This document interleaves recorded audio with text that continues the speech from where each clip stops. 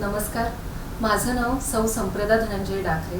मी सध्या डाकरे महाराज फाउंडेशन या संस्थेमध्ये मॅनेजिंग डायरेक्टर या पदावरती कार्यरत आहे।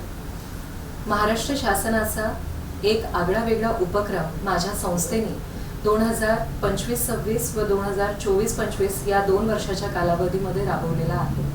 महाराष्ट्रामध्ये आमच्या संस्थेची निवड करण्यात आली व आमच्या संस्थेला किसान ड्रोन ऑपरेटर हा कोर्स प्रशिक्षण राबवण्यासाठी आमची निवड करण्यात आली। अमरावती जिल्ह्यातील भातकुली तालुक्यामध्ये किसान ड्रोन ऑपरेटर या कोर्सचे प्रशिक्षण आम्ही दिले। यामध्ये तब्बल 150 शेतकऱ्यांचा समावेश होता। त्यापैकी 83 महिलांचा सक्रिय सहभाग त्या ठिकाणी आम्हाला मिळाला।